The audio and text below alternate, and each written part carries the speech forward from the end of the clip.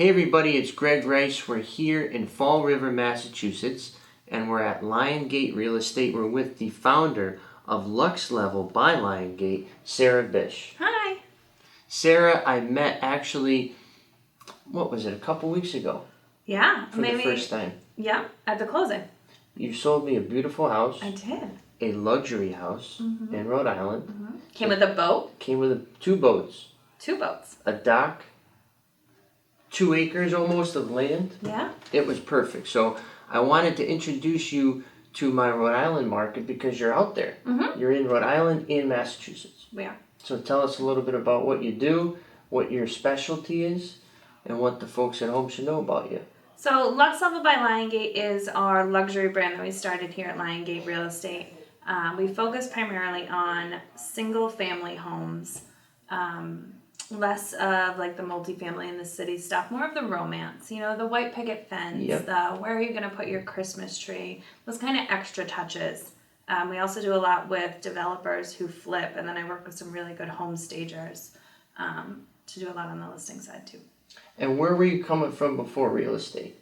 So before real estate, I was a financial advisor for several years. I went through a couple of different companies, and then I left my career as a financial advisor shortly after I had my son. I wanted to be able to have a little more freedom and spend some time with him. So like I showed you around the office, there's that room with all of his toys and stuff in it. And it's cool because now he can hang out with me every day. I wanted more freedom.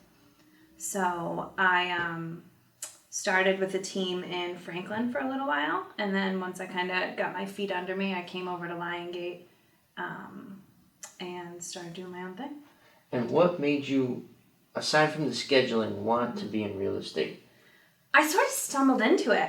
I didn't really know I wanted to do it. I was fortunate in my career as a financial advisor that I didn't really have to work for anyone. I didn't have like a 9 to 5. I could always make my own schedule, and I knew when I was deciding to do something different, I don't want to work for anybody, you know? Yeah. So I wanted something that was going to give me that flexibility, and I said, oh, why don't I try real estate? And it turns out I sort of love it. Here I am. So now it's you and Julie, right? Me and Julie, yeah. Julie Sevos? Julie Sevos. Is that how you say it? Mm-hmm. And you guys are a team that's tackling these luxury, higher end properties in Rhode Island and Mass. How do you break into that field? Because it's super competitive. Absolutely. So it's just getting your reputation out there, getting people to know you, you know. I'm very good at farming stuff out if it's not my ideal client, and I want you to, when you think of Sarah Bisch, I want you to think of the exact type of home that I try to sell. Not everybody's meant to work with everybody, and that's fine. For sure. So I was always really fortunate that I was good at editing. So if you didn't fit my brand that I'm trying to build, I'm going to send you to somebody who's going to work with you.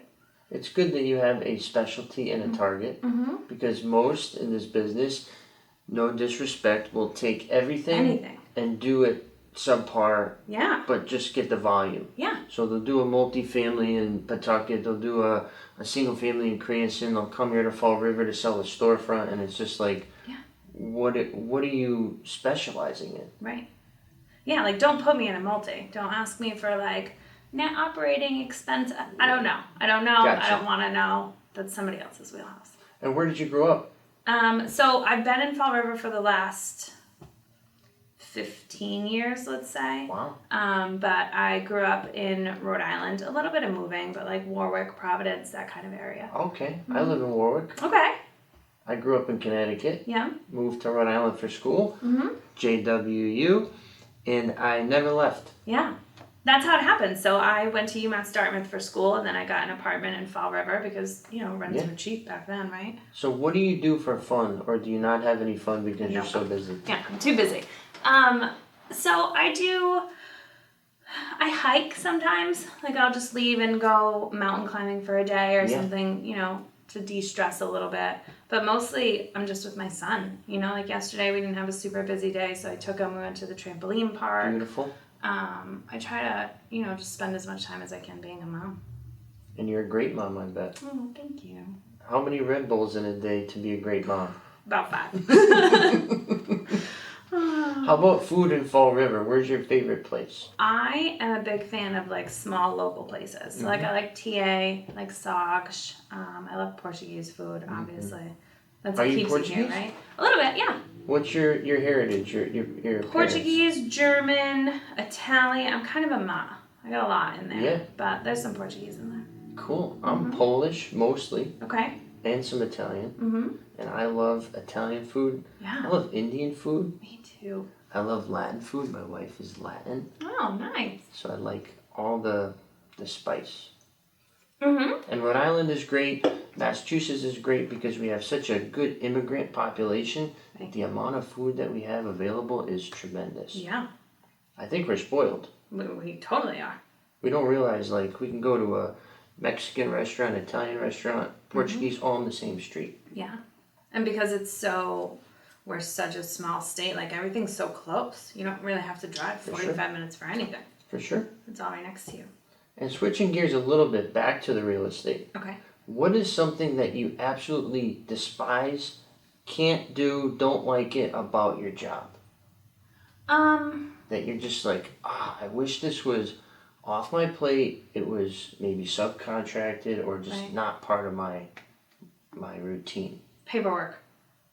So I'm terrible with details and getting all of my documents in order. And I'm great with people. Yeah. Put me in a room, I'll talk to anybody. We can get deals done, that's fine. But if every deal could just be like a handshake and not all these forms, that'd be amazing. Honestly. So like extensions and PNS and commitment and yeah. How do you deal with that? Are you going to hire, because you're going to continue to grow, are you going to hire somebody to be an admin or some type of clerical worker, or are you going to continue to do it yourself? Yeah, so we'll be bringing on a transaction coordinator. So ideally the scenario is like, I meet with you, we either get you a house under contract to buy, or I will put something under contract for you to list, and then that's it. My TC takes over and I'm out. I'll see you at closing. Unless, something happens, but pass the ball to somebody else who's more efficient in that space. But like remembering when to do a smoke certificate, or like scheduling those not 2 days before close, because you have to be prepared. That's not really my thing. You're out in the field. Yeah. You're pushing the brand, you're growing the brand. Right. That's good. Mm-hmm. I hate paperwork too. Really? I hate financing. Yeah. I hate bank accounts, statements, just not my thing. Mm-hmm. Let me run the company, and then my boss, my partner, Nick. Right. Yeah. Don't even bother me with money. So that's what is great about bringing Julie on. So Julie's been my friend for decades, 20-something years. But she is the total opposite of me. She's very detail-oriented. So, she texted me today and said, good luck, make sure you don't forget the podcast at 2 with Greg. Oh, and I was like, yes. She's that detailed. Yeah, she's great. She keeps track of her stuff and my stuff. That's good stuff. Mm-hmm. So you need a yin and a yang. I need it, yeah. I need some help with my scheduling. I need a whole life coach, honestly, but that's another show. What do you drive? An Acura. And do you like it? Yeah, it's cute. It's old. I'll get something new this year. Are you gotta have the newest thing type of person, clothes and bags and shoes, or do you kind of spoil yourself once in a while? What's your personality type there? No, I don't think I'm that much, and definitely not with cars. When you're a mom, it's a little bit different. If you open to my backseat right now, it's probably some chicken nuggets back there. A couple French fries in between the seat. I don't really necessarily need a super fancy car because it's just not going to be as well cared for as it should. But I like nice things. I do a lot of Amazon shopping. I do a lot of home decorating. But I don't know necessarily about clothes and shoes and stuff. So what motivates you besides your son, besides family? What is motivating you professionally? I just like to win. Super competitive. It doesn't matter what it is. It's I like the art of winning. And where did that come from? Years of deep-seated psychological issues. I don't know. I'm not really sure. Video too. Yeah. Just the way you were brought up. Yeah. You always wanted to win. Yeah.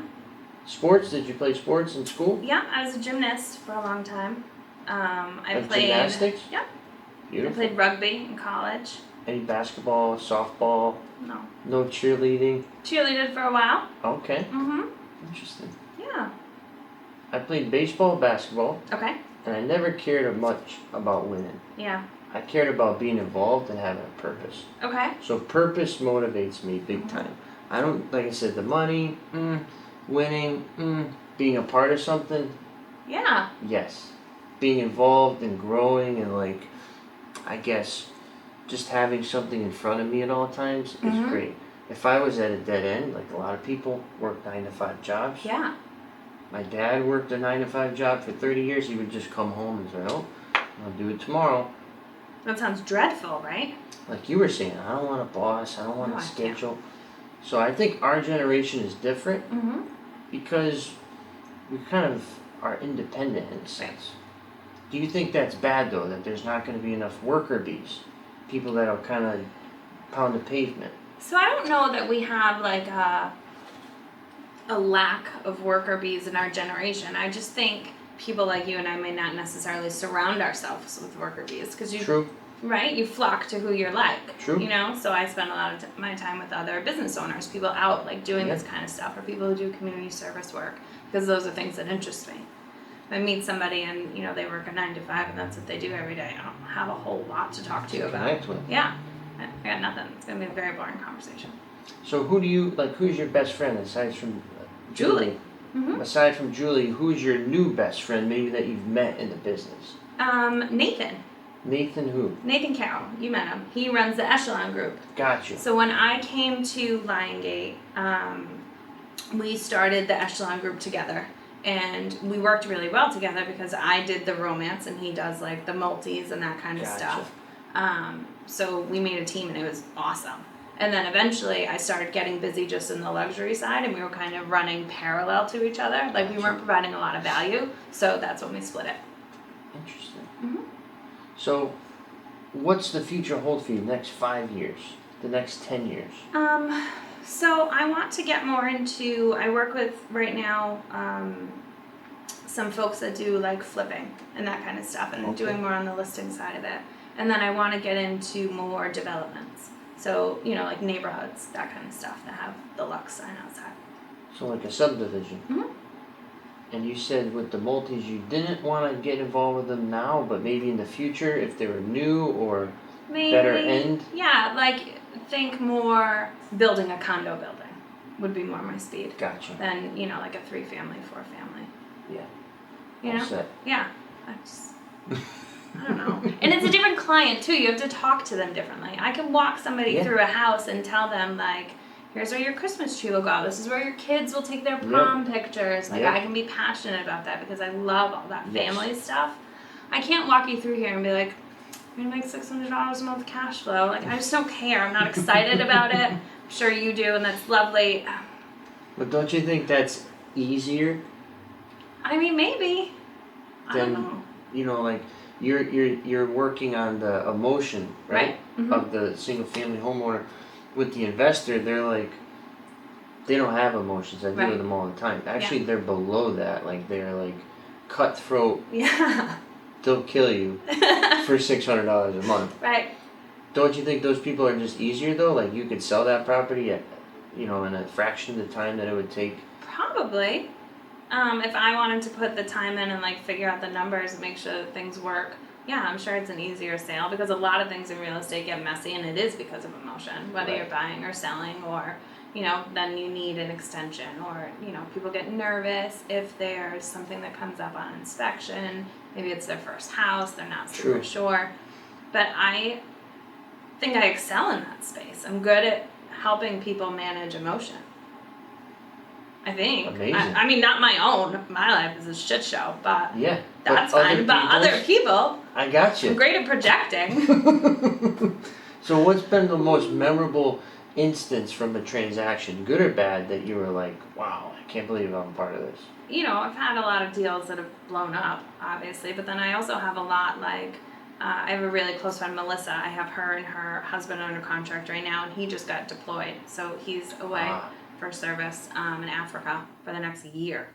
Wow. Yeah. And so it's just been me and her like shopping and trying to find a house. And so it's really cool. I ended up getting them something in Warwick, actually. Awesome. And now they're going to have a beautiful home. It's new construction. So when Tim comes home, I think he's coming home in like October sometime because he gets like a 2-week break in the middle.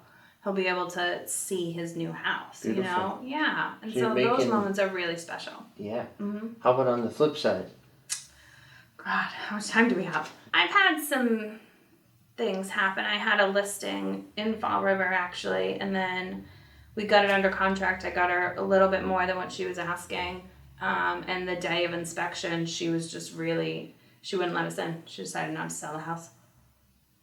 Yeah, we were there. We were there with the home inspector, the buyer's agent. Wow. She wouldn't let us in. She's like, nope, I don't want to sell it anymore. So what did you do? Pouted, gave them back their deposit, and we all moved on with our life. That's it. Wow.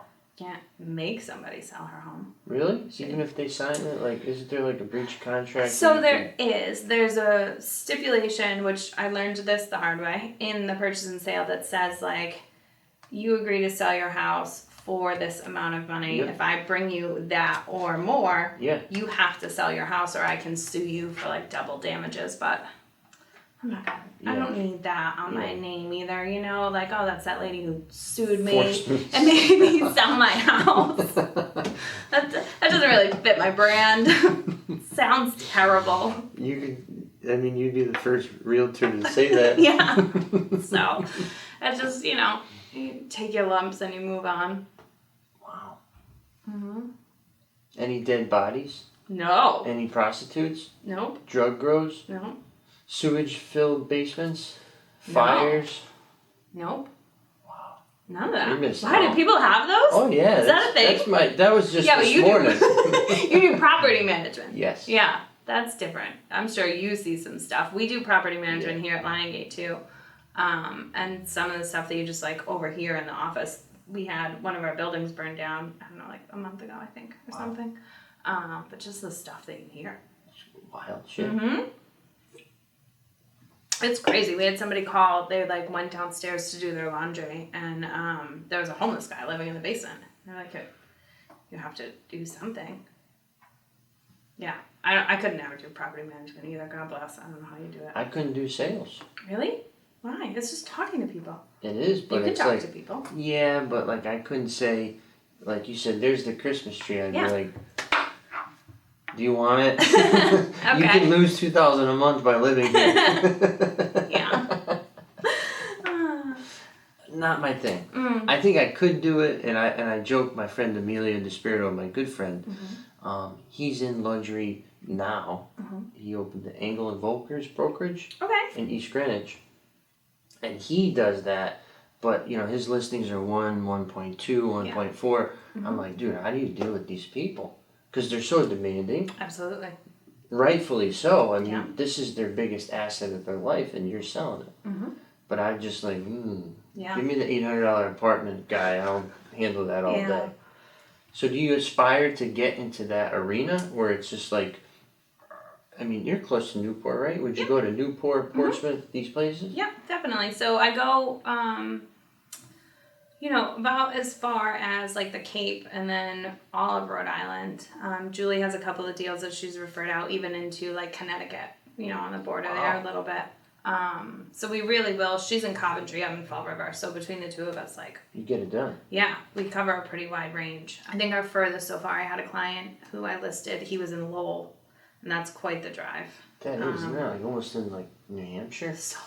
I didn't realize how far. He's building something with me down here in Rehoboth. Okay. And then it was, by the way, I have this condo to sell in Lowell. And I was like, I've heard of that. That can't be too far. It's like 3 hours. I was like, this is terrible. Why did I take this? Wow. And what's the last thing that you want the folks at home to take away about you? When you're looking for a realtor, just make sure that you are... Sales is basically just work with somebody you know, like, and trust. We all mostly do the same thing. You have to be able to work with somebody you connect with because buying a home, like you said, it's your largest asset for most people. And it's stressful. It's a hard purchase, especially if you're just going to be losing $2,000 a month. It's hard. So you need to find somebody who can help you navigate through that process. And that's what I think Luxe does a little bit different. We kind of do real estate with a little bit of a softer approach. Love it. And how should they get in touch with you? So call, text, email, Sarah Bisch. So it's sarahbish@liongatere.com, or my cell phone is 774-301-9635. And are you a good Bisch or a bad Bisch? Depends on the day. I have another podcast. Yeah. We have to get you on ours. The bad bitches. Yes. Not Bishes. Right. Of real estate. Yeah. So We have a big group of us, and we all sort of used to just go out and go to lunch, and we're all real estate agents. Gotcha. We would go to different places, and we would just talk, like vent a little bit, because the business is inherently stressful. Like your phone's going off from 6 in the morning till 11 at night. It doesn't stop. Yep. People don't care what time it is, or they don't care what you're trying to do.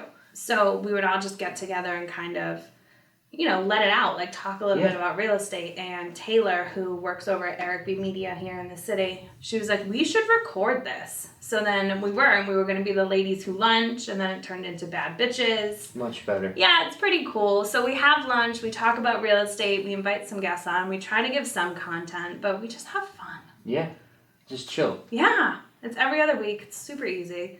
Like the Golden Girls. Yeah. It's fun. So we're is that accessible? Where can they check that out? Facebook, Instagram. Yep, it's the Bad Bitches of Real Estate. So like, it's such a, that name is so like family oriented. I know, it really gives the that white glove service. You said it. I'm just relaying it. And if you have any questions for me, throw them in the comments field below. We'll get right back to you. Once again, Greg Rice and Sarah the Bad Bisch of Liongate Real Estate Luxe level. Right. It's a lot of stuff. I know. But your property managed.